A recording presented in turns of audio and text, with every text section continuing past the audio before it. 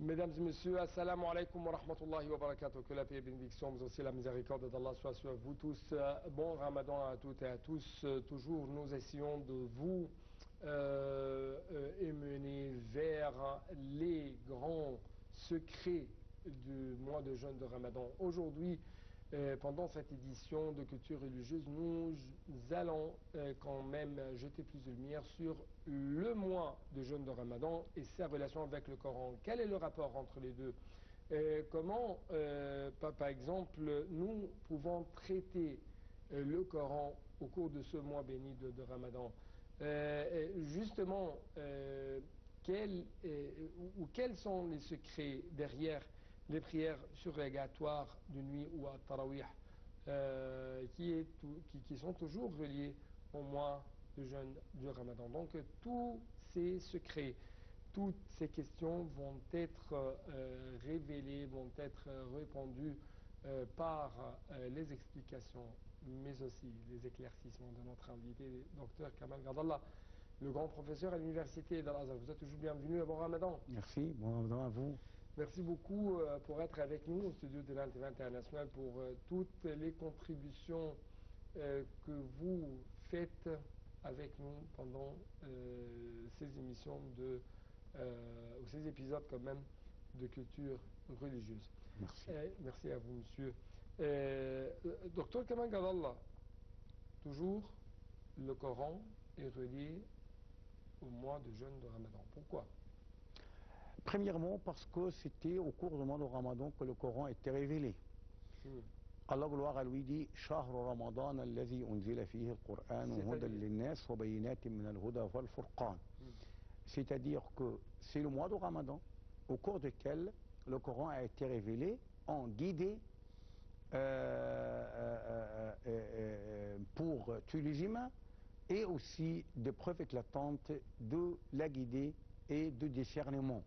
D'accord? Donc le Coran, il était révélé en tant que discernement entre le vrai et le faux. D'accord? Entre la vérité, la divinité véritable et les fausses divinités. Entre, par exemple, la vraie voie de la rectitude, qui est la voie d'Allah, et les autres voies du diable, bien, même les voies, par exemple, inventées par les hommes, ne sont pas immuables comme celle d'Allah, gloire à lui. C'est le Coran, en fait, qui a été révélé pour nous tracer tout cela. Par exemple, pour orienter les gens vers la bonne guidée, pour diriger les croyants et les musulmans, en fait, à bien faire le culte à leur Seigneur d'une façon tout à fait correcte et tout à fait convenable, en fait, aux prescriptions divines. Donc, c'est pourquoi, dans ce mois-ci, il y a ce qu'on appelle Laylatul Qadr, la nuit prestigieuse, donc, dans laquelle le début de la révélation du Coran a été commencé. Donc, les ulama ont dit, on dit la fille du Coran, il s'agit d'une figure du style, c'est par voie de la synecdoque, al-majaz al-mursal. Ou bien la métonymie, hein,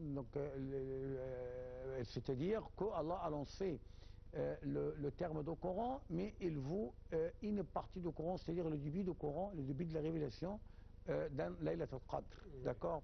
Mais donc, quoi qu'il en soit, il ne faut pas oublier que Ramadan, ou bien le jeûne, il est indissociable du Coran. Je vous dis pourquoi. Premièrement, pour le Coran, Gabriel, l'archange Gabriel, salut sur lui, oui. Et il avait l'habitude de réviser avec le prophète, salut sur lui, le Coran au cours du mois de Ramadan. D'accord? Le dernier Ramadan, avant le décès du prophète, salut sur lui, Gabriel a révisé le Coran 2 fois avec lui. Oui. D'accord? Pour bien, en fait, être sûr de l'apprentissage par cœur du prophète sans aucune altération, sans aucune aliénation, sans aucune défiguration, dénaturation du Coran. Donc c'est bien le Coran. Donc il faut ajouter également ce hadith qui dit « Inna as-siyama wal-Qur'an yashfa'ani al-'abd yawm al-qiyam ». فيقول الصوم أي ربي منعته الطعام والشراب والشهوة فشفعني فيه ويقول القرآن أي ربي منعته النوم بالليل فشفعني فيه قال فيشفعان. Oui. Donc, nous prions Allah qu'il soit glorifié. Que nous accorder cette intercession, oui, Inch'Allah. Donc, il dit que le Coran, certes, il a dit inna, certes, c'est-à-dire il y a une information. Le Coran, le jeûne et le Coran intercéderont en fait en faveur des serviteurs, de leur auteur, le dernier jour. Donc, le jeune, il va dire, oh Allah, je lui ai prévu en fait de boire, de manger, d'avoir des rapports charnels. Donc, donne-moi l'occasion d'intercéder à sa faveur. Oui. Alors que le Coran, il dit, oh mon Seigneur, je lui ai prévu de bien dormir en fait, ou bien de se coucher convenablement pendant la nuit, parce qu'il faisait du prière surrogatoire, et aussi il récitait le Coran, psalmodiait le Coran. Donc, donne-moi l'occasion d'intercéder à son faveur. D'accord. Donc, le prophète il dit, fayushafa'an, c'est-à-dire Allah leur accorde l'opportunité de faire l'intercession en faveur de leur auteur. Oui. Donc, c'est aussi très important. Donc, le Coran, il est toujours à réciter dans le mois de Ramadan, mais malheureusement, il y a des jeunes qui ne récitent le Coran qu'au cours du mois de Ramadan, d'accord, et qui s'engagent dans le seul chapitre du Coran. Donc, à la fin du mois, c'est terminé, le Coran. Alors que ce qu'il s'agit, ce n'est pas la simple récitation, c'est la méditation. Oui. وَلَقَدْ يَسَّرْنَا الْقُرْآنَ لِلذِّكْرِ فَهَلْ مِن مُدَّكِرٍ. Oui. Nous devons, si je peux dire, ajourner un peu plus cette question après la présentation de ce reportage pour entrer dans le détail comment nous pouvons ou nous devons quand même traiter le Coran au cours du mois de Ramadan. Un petit reportage, après ça, nous allons vous révéler les éclaircissements concernant cette question.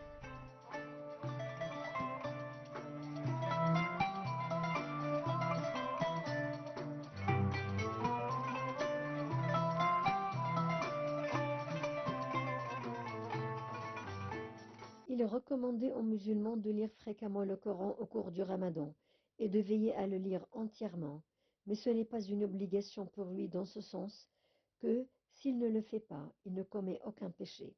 Cependant, il se prive d'une grande récompense. Ceci s'atteste dans ce hadith rapporté par Al-Bukhari. D'après Abu Huraira, Gabriel écoutait le prophète lire le Coran une fois chaque année, puis il le lui fit lire 2 fois au cours de l'année pendant laquelle il décéda. Les ancêtres pieux avaient l'habitude de lire le Coran entièrement au Ramadan pour imiter le prophète. Commentant la quantité des lectures complètes du Coran, An-Nawawi, puisse Allah lui accorde sa miséricorde, dit « La préférence peut varier en fonction des personnes. Le lecteur, qui, par méditation, arrive à découvrir des leçons et connaissances profondes, peut se contenter d'une quantité qu'il peut comprendre parfaitement. Il en est de même de celui qui s'occupe de la diffusion de la science ou d'autres affaires religieuses importantes ou des intérêts généreux des musulmans, que celui-là se contente d'une quantité qui ne risque pas de perturber ses activités. Celui qui ne se trouve pas dans ce cas peut lire le Coran autant de fois qu'il pourra, pourvu de ne pas atteindre un excès ennuyant. Malgré cette recommandation et cette insistance sur la lecture du Coran en Ramadan, la pratique reste un simple acte facultatif qui ne revêt aucun caractère obligatoire, dont l'abandon entraînerait un péché pour le musulman. La lecture complète du Coran pendant le Ramadan n'est pas une obligation. Cependant, il est fortement recommandé aux fidèles de lire fréquemment le Coran, conformément à la pratique du messager d'Allah, à lui bénédiction et salut.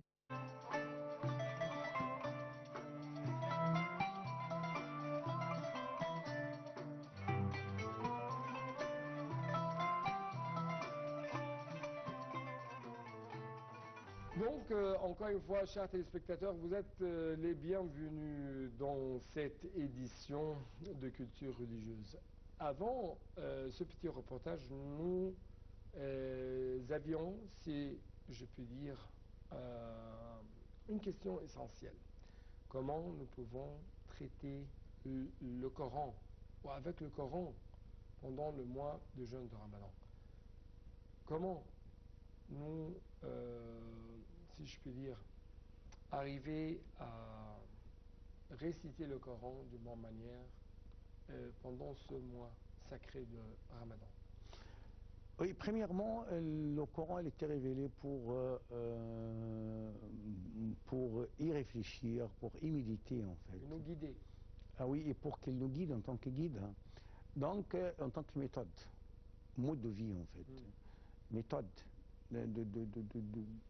qui renferme tous les aspects de la vie. Ouais. C'est la mission coranique en fait. وَلَقَدْ يَسَّرْنَا الْقُرْآنَ لِلذِّكْرِ فَهَلْ مِن مُدَّكِرٍ. Nous avons facilité le Coran, non seulement à la récitation, mais on rappelle quiconque parmi vous y réfléchit. Donc, il faut réfléchir sur le Coran, méditer sur le Coran. C'est une chose tout à fait essentielle, primordiale.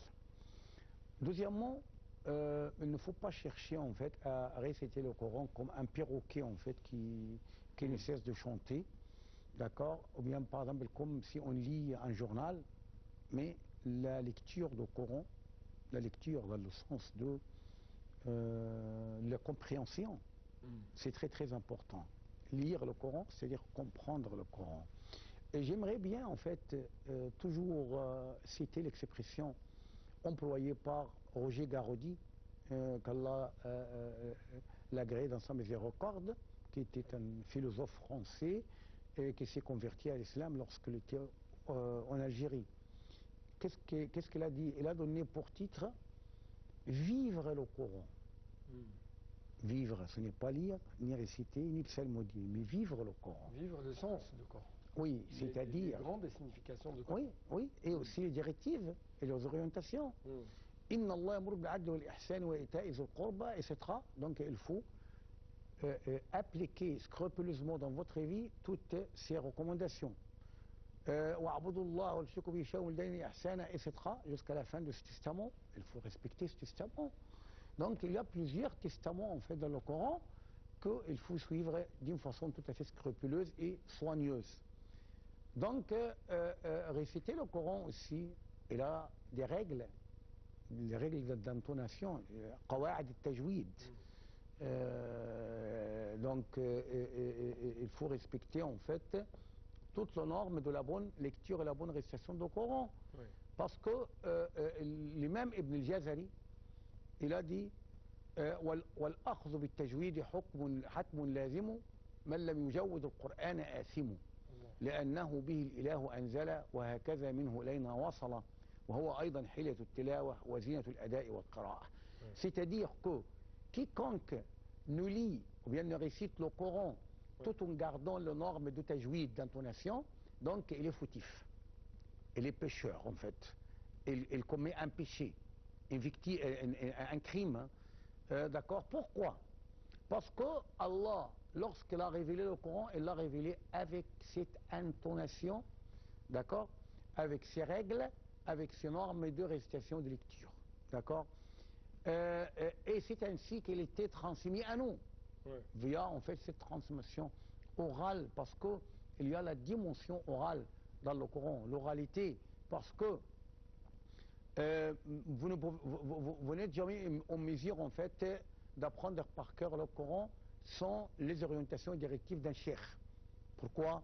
Parce que comment lire? Vous allez lire en fait d'une façon incorrecte plusieurs versets coraniques, plusieurs mots. D'accord? Donc même si vous pouvez arriver par exemple à en déchiffrer en fait les énigmes de lecture. Donc, en fin de compte, quoi pour les normes de la récitation du Coran? Il n'y a rien. Donc, le tajwid est aussi hilyat al-tilawa, la parure de la récitation, wazinat al-ada'i wal qira'a, et l'ornement de la lecture. Donc, c'est la balance, en fait, de la façon correcte de réciter le Coran. Vous avez également, en fait, le fait de suivre scrupuleusement les recommandations coraniques. Donc, il ne vous sied pas, par exemple, en tant que croyant, en tant que musulman, de réciter le Coran jour et nuit, ou bien de chercher, de veiller aussi, par exemple, à terminer la lecture du Coran au cours du mois de Ramadan, alors que il est où le Coran dans votre comportement, il est où le Coran dans votre conduite, il est où le Coran dans vos transactions avec les gens, dans votre entretien. Est-ce que lorsque le Coran, par exemple, vous ordonne de patienter, est-ce que vous patientez? Ouais. Lorsqu'il vous ordonne, par exemple, d'établir la justice, est-ce que vous êtes juste? Donc, lorsque le Coran, par exemple, vous parlez des hypocrites et vous avertit en fait contre l'hypocrisie, est-ce que vous vous éloignez de l'hypocrisie? Et ainsi de suite. Donc, l'essentiel, c'est comment vivre le Coran, ce n'est pas comment lire le Coran. Peu importe, par exemple, la quantité des récitations, parce qu'il ne faut pas oublier à ce propos qu'Omar ibn Khattab, par exemple, a passé des ans, en fait, peut-être 2-3 ans, pour apprendre par cœur les 12 sourates seulement de la vache et de Al Imran, de la famille d'Imran. Pourquoi? Parce qu'il cherchait à appliquer dans sa vie tout ce qui y est contenu dans les versets. Donc, pour bien parfaire en fait la vie avec le Coran, donc il faut s'arrêter devant tous les versets, parce que chaque verset en fait nous donne une sentence, même s'il s'agit par exemple des versets des récits, parce que vous avez les récits de sentence, ayat al-ahkam, vous avez les récits, les versets de récits, ayat al-qasas, pour le prophète et les autres. Vous avez par exemple les versets relatifs à l'aqid, à la doctrine, etc. Mais dans tous les versets, il y a toujours une morale à tirer. Donc, il ne faut pas laisser passer tout cela et chercher par exemple à réciter le Coran d'une façon en fait tout à fait rapide, hâtive, sans méditation. Et ça nous exige à être assidus, à assister aux séances, aux leçons données dans les mosquées ou dans d'autres endroits concernant qu'est-ce que ça veut dire le Coran, concernant les sagesses, les comportements, les autres secrets quand même du Coran. Donc, à travers de telles leçons, nous pouvons arriver à savoir le vrai islam. Oui, oui, oui, oui, normalement, oui, il est tout à fait préférable en fait de se trouver dans la mosquée la plupart du temps possible. En fait, c'est parce que par exemple, si vous travaillez 3 jours ou 4 jours par semaine, vous avez 3 jours en fait. Il faut en profiter parce que c'est une occasion, une fois, elle est ratée, donc elle est récupérable, c'est fini, hein, c'est terminé. Mais si vous n'avez pas, par exemple, le temps pour faire raconter toutes les causeries, par exemple, tous les discours dans la mosquée, vous avez sur Internet plusieurs programmes qui sont relatifs à la bonne récitation du Coran. Et vous avez aussi, par exemple, la radio dans le Coran al-Karim, dans le Coran. Dans notre radio-télévision égyptienne, vous avez par exemple Al-Mushaf al-Muallim, c'est-à-dire la vulgate enseignant, c'est-à-dire, oui, Et quand même, nous pouvons saisir les 10 dernières nuits du mois de Ramadan, au cours desquelles il y a l'I'tikaf. Oui, oui, la retraite spirituelle. Oui, nous pouvons arriver à avoir cette retraite spirituelle à travers le fait d'écouter bien les cheikhs. Savez-vous qu'est-ce qu'il faut faire en fait pendant la retraite spirituelle? Pendant la retraite spirituelle, donc vous vous isolez en fait de tout le monde pour vous vouez exclusivement à Allah. كان النبي صلى الله عليه وسلم إذا دخل العشر الأواخر من رمضان شد المئزر وأيقظ أهله وأحيا ليلة. Donc شد المئزر, c'est-à-dire il n'y a plus de rapport charnel avec ses femmes pendant ces 10 jours du mois de Ramadan, parce qu'il faut les profiter, c'est la fin du mois de Ramadan. Deuxièmement, أيقظ أهله, il réveillait ses épouses. وأحيا ليله, c'est-à-dire il veillait cultuellement la nuit. Donc pendant la retraite du mois de Ramadan, donc la nuit c'est le plus essentiel, d'accord? Après avoir fait la prière du Fajr par exemple, vous avez le droit en fait de dormir jusqu'à midi, hein, d'accord? Midi par exemple. Donc vous vous réveillez pour faire la prière de midi, salat al-Zuhr, Puis, il y a, premièrement, des cours religieux, d'accord, des cycles de récitation de Coran avec les règles d'intonation, et aussi, par exemple, la prière de l'Asr, et vous pouvez vous reposer un peu, d'accord, et le Maghrib, donc on prend l'iftar, le jeûne de rupture de jeûne, puis c'est la nuit. C'est quoi la nuit? C'est-à-dire la prière surrogatoire de Tarawih, la prière nocturne surrogatoire, la récitation du Coran, d'accord. Donc tous les jours, en fait, tous les moments, jour et nuit, il n'y a que les actes cultuels. Donc, chers téléspectateurs, c'est ainsi, nous nous rapprochons de la partie finale de cette édition. Donc, nous devons saisir ça en posant une question principale concernant les prières surérogatoires ou à Tarawih pendant les nuits du Ramadan. Bien sûr, il y a de grandes récompenses pendant ces prières, n'est-ce pas? Oui, c'est ça, oui.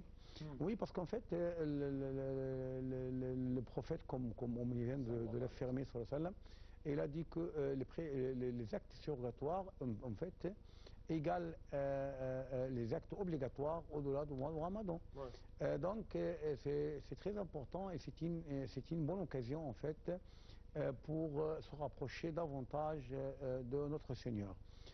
Donc, le prière de Tarawih, pourquoi il s'appelle Tarawih? Parce que le mot raha, pause. Parce que les musulmans ont l'habitude, en fait, de faire une petite pause après chaque 2 rak'at. D'accord? Donc, il a une histoire tout à fait intéressante, en fait. Le prophète était sorti un jour pour faire la prière à la mosquée. Donc, il y avait 2 accompagnants qui avaient entendu le prophète réciter le Coran pendant la prière. Donc, ils se rejoignèrent en fait à lui. Donc, ils ont fait la prière derrière lui en groupe. Donc, la 2e nuit, les 2 sont devenus en fait une quarantaine. Donc, elle était en attente que la prière, que le prophète leur guide dans la prière, que leur prière soit guidée par le prophète. Donc, le prophète a fait la prière. La 3e nuit, elle s'est absenta. Et il y avait peut-être 200, 300 dans la mosquée. Hein. Elle était arche complète, elle était pleine. Mais le prophète s'absenta. Donc, le lendemain, on lui a posé la question, pourquoi, au messager d'Allah, pourquoi tu étais absent hier? Il a dit, parce que j'avais peur qu'une telle prière soit prescrite à vous. Ouais. C'est-à-dire à l'instar des 5 prières obligatoires de Fajr jusqu'à l'Isha. Donc, c'est par miséricorde du prophète, salut et l'action sur lui.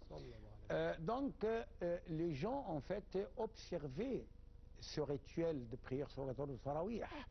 On le faisait en fait en 24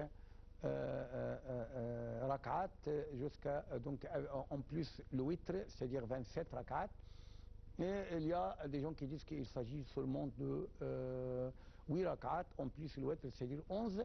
Donc plusieurs en fait versions rapportées par les jurisconsultes et le docteur et les ulama à cet égard.